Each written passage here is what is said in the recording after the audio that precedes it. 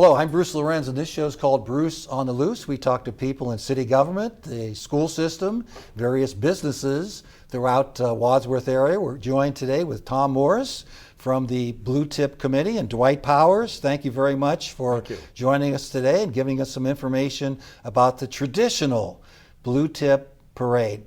Dwight, how long have you been associated with this? I've been associated with Blue Tip for 53 years. I was on the original committee, and of course this is our 51st Blue Tip coming up. But it took us a year to get it organized, and of course we lost a year because of COVID. You mean it doesn't take you a week or two to put this together? Oh no. Matter of fact, after probably about 2 weeks after the festival's over with, we have a general meeting, discuss pros and cons, and then we start really seriously planning it just before Christmas. That probably really helps to go ahead and say what is, especially if you initiate some new things, what went well and what could maybe you could do a little better with. Well, yes, that's exactly right. And of course, we also have to make sure that we line up the amusement company, which in the past 3 years has been quite a challenge because there's less and less amusement companies in the state of Ohio. Tom, how long have you been affiliated with the Blue Tip Festival and Parade? I came in doing the parade probably 20, 25 years ago from the Rotary. Rotary of Wadsworth used to put on the parade. And then when Rotary got out of putting on the parade, the Blue Tip Committee kind of gobbled me up so that I would continue to do the parade, just in a different capacity. It seems like over the years the parade has grown in its not only popularity but the number of participants. Am I making things up, or is that really the case? It's always been long, Bruce. We like to say it's the second longest parade in the state of Ohio, following the Circleville Pumpkin Festival. I haven't followed up to see what they're doing recently, but we always have north of 100 to 150 units that are in the parade. We are only bound by daylight, and luckily it's one of the longest days of the year typically. Certainly the longest day for me when you're trying to put together the parade. All right, why don't we talk a little bit about staging? We see the fire trucks, we see, of course, the Wadsworth Band leading the way, and all sorts of other floats that community groups have put together.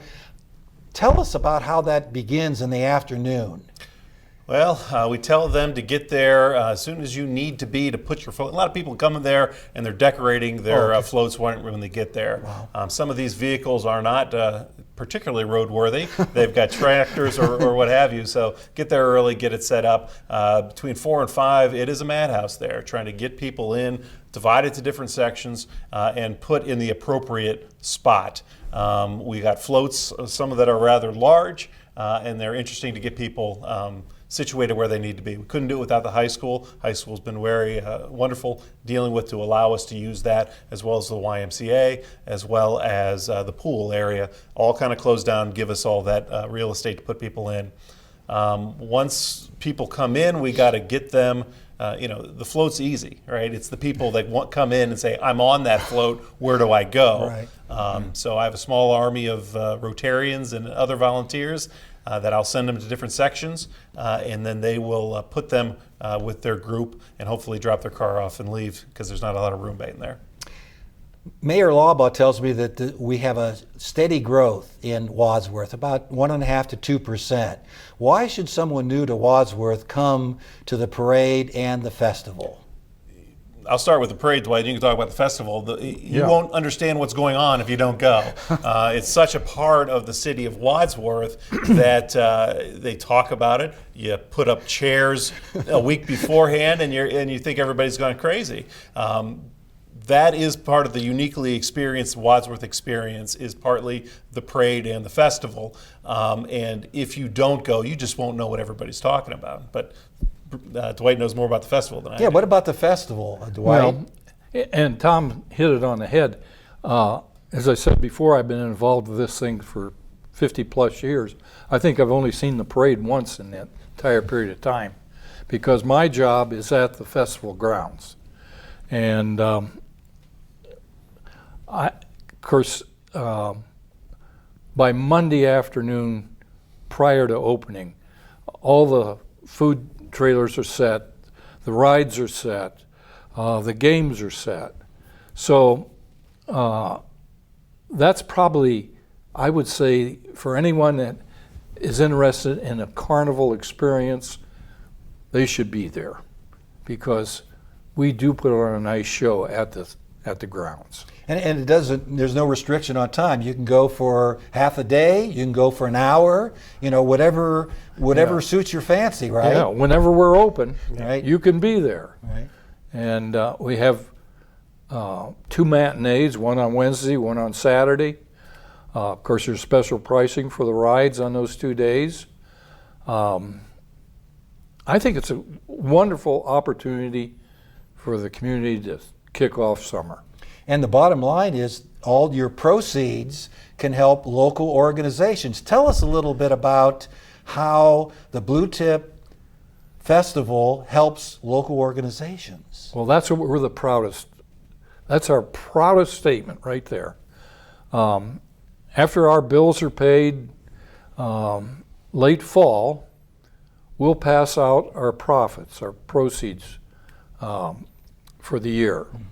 Now, last year in 23, we gave out $40,000+ to 27 different community organizations, nonprofit organizations. And what I'm really proud about is that if we have kids in this town that don't have a winter coat, they don't have shoes, there's agencies in this town that will provide that, and chances are the money to do that service came from the Blue Tip. Tom, that must make you feel good that Wadsworth helps the needy and people that really could use some assistance. There's a lot of national programs which do great work, and you wonder where it goes. It goes in and goes out somewhere else. That's fine. That's great. I appreciate that. But I know that every dollar that the Blue Tip Festival gives away goes directly to help the city of Wadsworth. In fact, that's part of our application process. What effect are you going to have on the city of Wadsworth? So we have police that are buying Christmas gifts. We have Marion's Closet, which is providing the shoes and clothes. Meals on Wheels, which provide companionship to local people. And that's kind of what it's about. It's and I say before, it takes a village to raise a child. What does it take to raise a village? It takes committees like the Blue Tip Committee, which helps fund those enterprises. What about the Grand Marshal? How does the committee select the Grand Marshal? And maybe a little tip before it begins. Do we know who the person is this year? I am a committee of one on that. Okay. So I didn't want the Okay. politics. I didn't want anything. I just wanted the sole power. Okay. So this year we have a very deserving Grand Marshal, and someone I think that has been on Bruce on the Loose as well. Sharon Ray is our Grand Marshal this year for she is our representative, our state representative for the city of Wadsworth and surrounding areas. In particular, why she was so perfect for this is this last budget through the state, where they had a little bit of surplus, she was able to secure $2 million to our Brickyard plan for the park system. So in appreciation for that's feeds directly with what we're talking about, what Dwight and I are talking about, money going directly to Wadsworth to promote Wadsworth things for Wadsworth citizens. And we have shows coming up. We're going to get together over the summer and That's talk right. about the Brickyard project. I think, was it 2.4 miles that the whole encompass? It's a big area. 200 acres. Oh, 200.4, yeah. That's going to be ball fields and walking trails. Right. Save it for the show. Okay. A little teaser for the next show. How do the area fire departments, how do they communicate with you? And I bet they can't wait to get in the parade. I would love to find that out, Bruce, because I have no idea. They just show up. Oh, yeah, just every okay. year. It's been going on so long, it's got what they call momentum, right? Yes. So they show up. I have no idea how many are coming. They organize it themselves. I have a spot for them, and they just roll in right off of Oakland or Overlook School. They park in there, and then they head out. So I hope we never have a fire on Blue Tip Day. That's another area with the festival. I mean, you try to look at things that people would like and maybe sure. add things each and every year. And a person new to the area, they shouldn't miss the festival. Well, one of the biggest area is the food area. Where we try every year to bring in something a little different. I don't know how many ways you can make pickles, but for heaven's sakes, I think last year we had frozen pickles. We had frozen or chocolate covered pickles. Deep fried pickles. Yeah, deep fried pickle. That was something new, and a lot of people think that cotton candy is a staple. No, it might be a frozen Oreo that's the biggest seller down there. So no, the food area is, we try very hard to make sure we have something new every year. The ride company, they'll vary their equipment coming in, so that maybe one year we have the Super Loop, the next year we have some other major ride. So. Tom, you've been in the area for several years. What, as a youth growing up, do you remember about the parade? I was in the parade. You know, when you talk about longtime Wadsworth people, particularly people that have been involved with things, they're always in the parade. So you see it kind of as it stages, and you see it walking back. What do I remember about it? I remember it being long, and I remember everybody being there, the sense of community. When you talk to other people from other communities, when you're at college, and you explain, hey, this is what I do, what I run, they don't understand it, and then they're curious about it, and then they're jealous of it. That really is part of an Americana that you do not get in every community. Like you say, on the Thursday before, going up Broad Street or down Broad Street, people get very protective of their lawns, don't they? Yeah, so you don't need to advertise that the Blue Tip's coming, because they just see the evidence of it up and down Broad Street. Dwight, what about if, you never know about the weather. It could be very hot, as some years pass. It's been in the 90s, and some perfect, and some maybe the threat of rain. What about an emergency? How do you or the committee plan for an emergency? Well, that's a tough question to answer, because we have had emergencies where we've had tornado threats come in, and the only thing we can possibly do is announce to head for shelter. And of course, a rainstorm, thunderstorm, immediately if there's lightning, the ride shut down, and we try to evacuate as many people off the grounds as possible.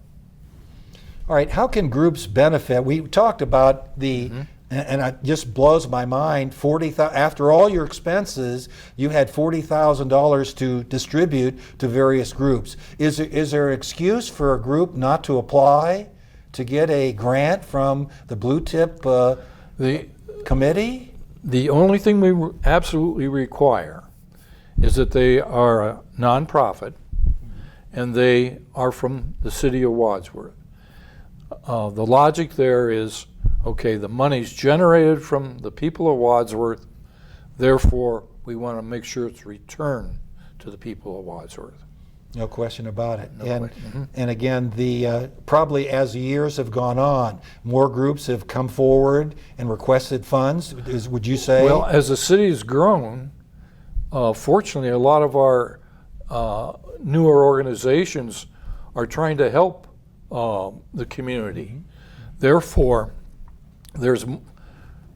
I would say 30 years ago, there wasn't nearly as many organizations in Wadsworth that we could offer the money to. But now, I suppose we may have turned down 5 or 6 different organizations in town. We have shared a partnership with some of the same people, and we've watched them grow along with us. Remember, 30 years ago, or then, we were giving away $6,000 too. That's right. We have grown it through our partnerships, through the parade makes a little bit of money. We've had foot races that have made a little bit of money. We have a strongman competition this year. We have a beer tent this year, which draws in some funds. So we always try to mix up what we do as different opportunities for making that revenue so that we can share it back with the city. But we always try to keep it with those same charities that we've been working with for the past, some of them as long as 50 years. I think we've been dealing with some of them. So, yeah. So. Before the show, Tom, you told me a little story about a person out of state calling you with information about the Blue Tip Parade and Festival. Could you share that Sure. with our viewing audience? So a couple of years ago, I got a call from somebody who said, "Hey, I'm a city planner up in Parma, and I want what you have, and I want to know how to do it." She wanted to know how to deal with dealing with the city, whose partnership we were for the festival, and I started telling her, and I said, "Look, we're about 2 weeks away from it. Why don't you come down and I'll show you around and show you what we're doing?" And she said, "I'd love to, but I can't get the time off." And I said, "Well, you're an hour away." Wait. She was from Parma, Idaho, and she had called. As a young girl, she used to live in Barberton. She went to it, and she always thought, this is what smaller cities need, something like this. So she always remembered that, even though she moved out west. Dwight, we always assume that it's all Wadsworth people, but in Tom's case, even out-of-state people are interested in what we're doing. A lot of people come from all around Northeast Ohio, Youngstown, Cleveland, Canton, all over to enjoy the festivities. Oh yes, in the discussions with some of the people that are on the Midway, you'll find people from, well, all the surrounding cities, surely, but every once in a while you'll run into somebody that's from out of state. They've heard about the Blue Tip, and they show up.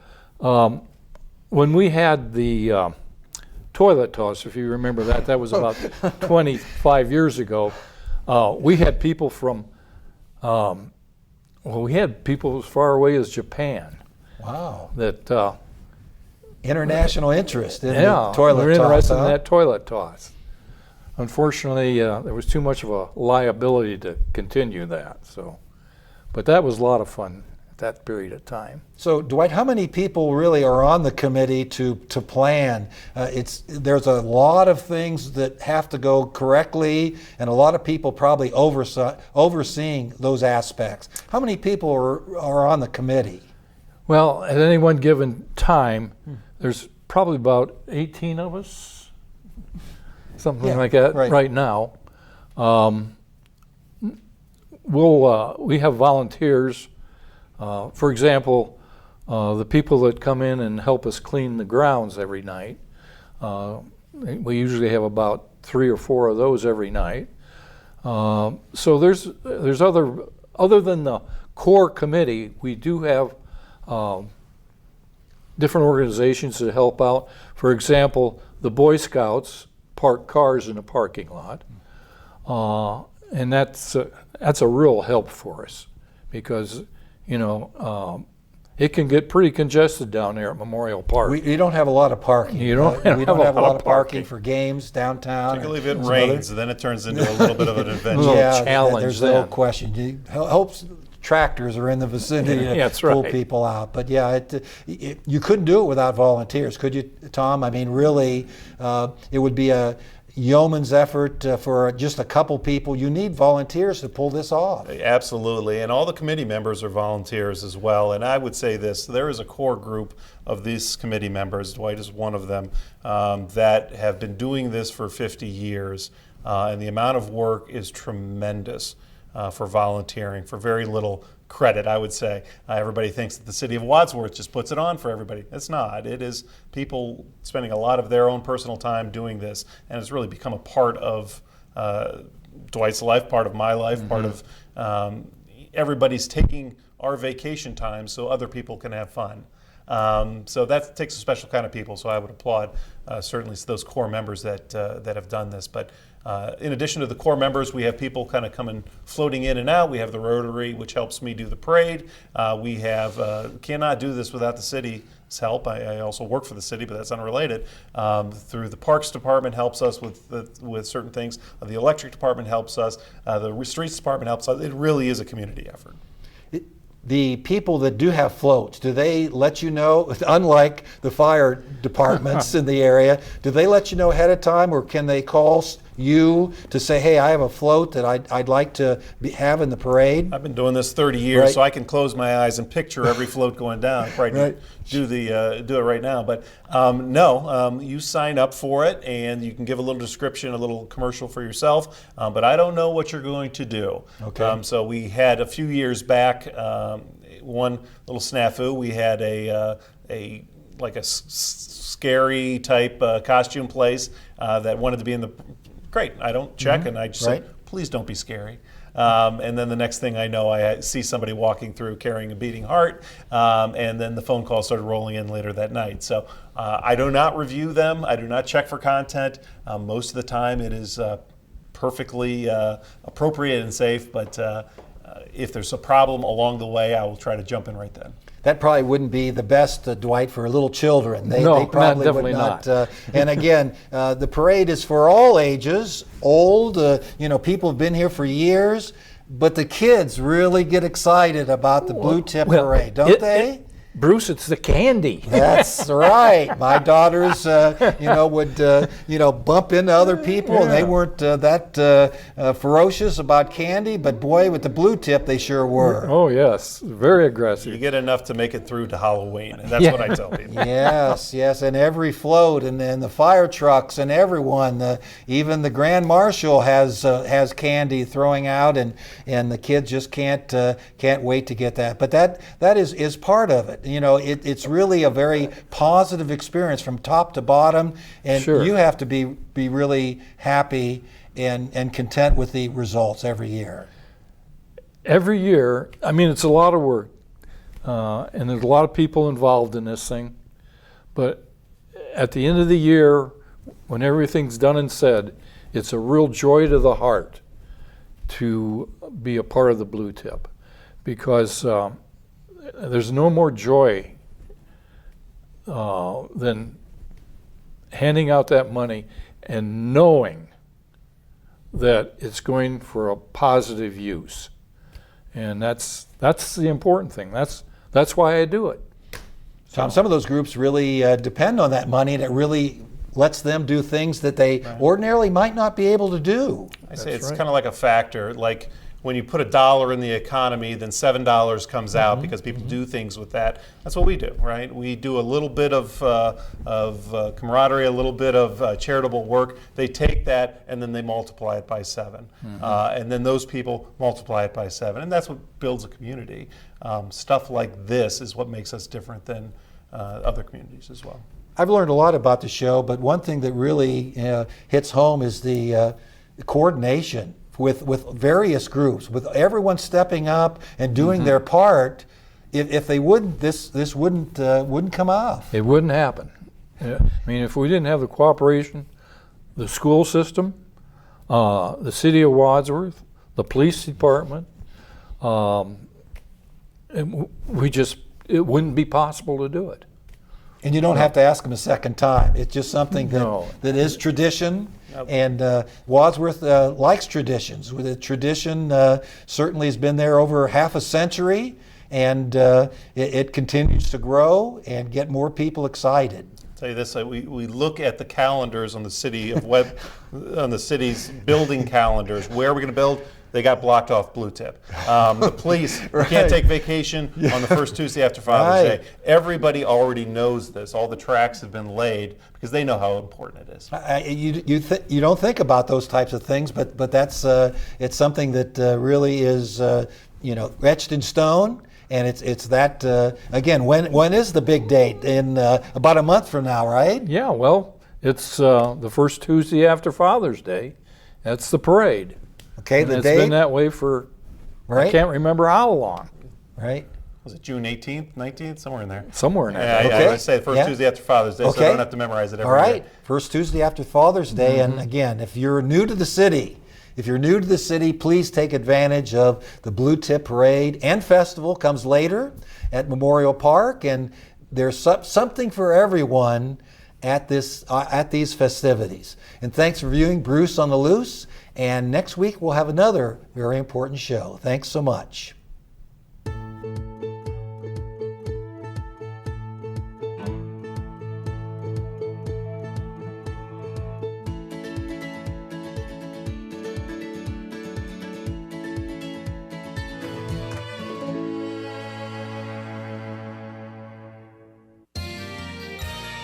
You are watching WCTV, Wadsworth Community Television.